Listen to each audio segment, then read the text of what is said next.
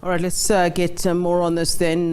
We are taking this discussion further, and we're joined via Zoom by Professor Sampson Mamphweli, an energy expert from the Stellenbosch University Centre for Renewable Sustainable Energy Studies, to weigh in on the energy generation crisis by South Africa's power producer, Eskom. Prof, a very good afternoon to you. Thanks very much for joining us.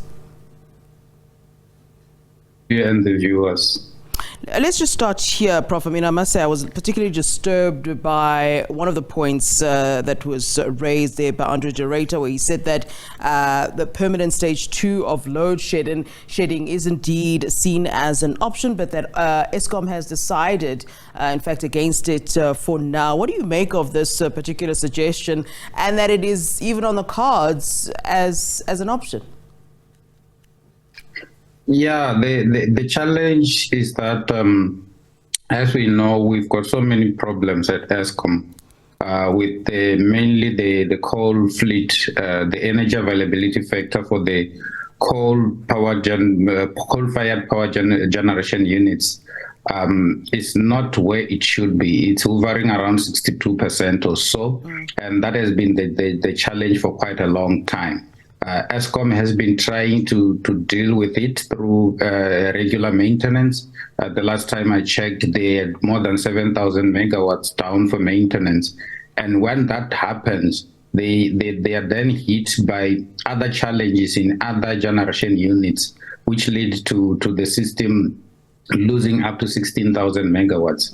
And adding all that to what we call the partial load losses that Eskom has, which goes to about 4,000 megawatts. Basically, even when the entire coal fleet is fully operational, there is still about 4,000 megawatts that we cannot get because it never operates at maximum capacity. Yeah. So those are some of the challenges that Eskom is facing, and the only way they can try and avoid a total blackout is to implement, unfortunately, load shedding. Yeah. So the president came up with a plan, and that plan has not yet been fully implemented. There's quite a number of other parts of the plan that still need to be investigated further, and there are various teams that are working on that. I'm sitting in one of the working groups. Unfortunately, I can't give a full update on that at this stage. Why can you not, sir? There is some confidentiality issues because the plan came from the presidency. The president is the only one who can give an update on what is happening. Yeah. Eskom has said that, they need more scope to plan for maintenance.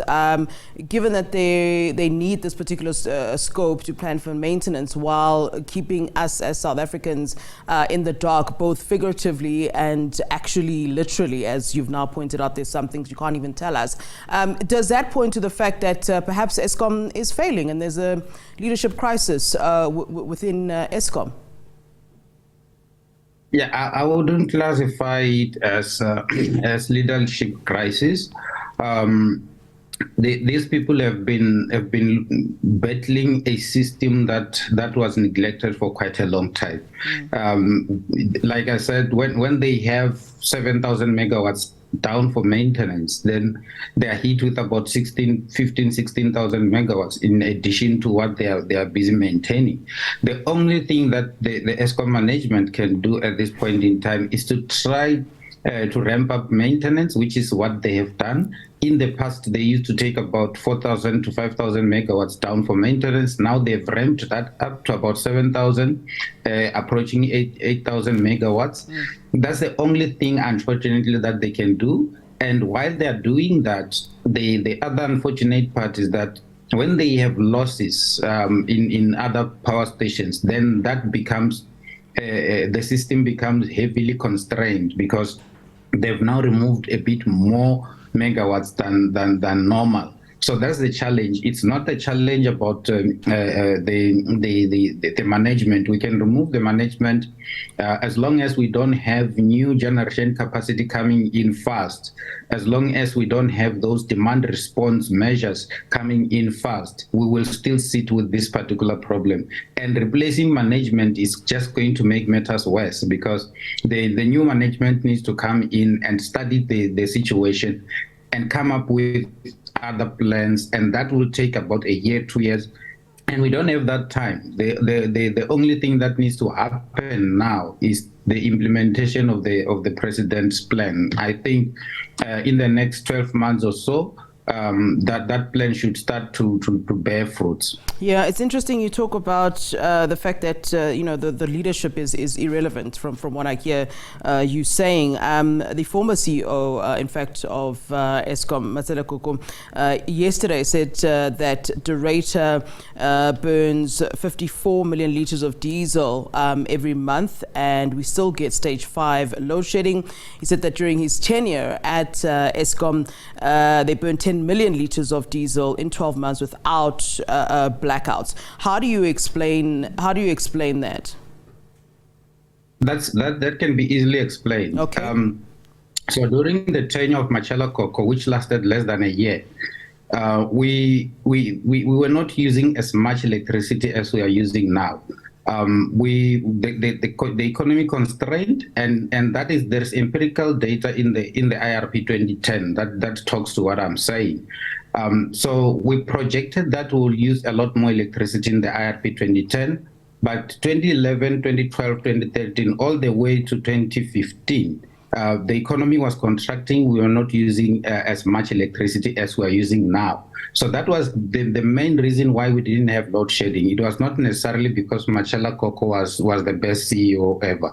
And remember, when this load shedding started back in the 90s, Matsela Koko was at Eskom, and he was part of the problem. So he can't come today and tell us that he finished. How was he part of the problem? How was he part of the problem, Prof? He was part of the Eskom management. He was, at some point, he was at Eskom generation, which is where the problems are. When they built Medupi and Kusile, Matsela Koko was part of the Eskom team, and Medupi and Kusile resulted in design flaws and cost escalations. So Matsela Koko cannot tell us that he's the Messiah in all these things. Yeah, back then we were not experiencing the level of blackouts that we're experiencing now. So I mean, you can say that you guys are doing well now, but are you? Because we're really literally in the dark. Yes, we are in the dark, and I was still explaining that back then, the electricity that we were using was much less than the electricity that we're using now, because the economy contracted. We didn't use that much electricity.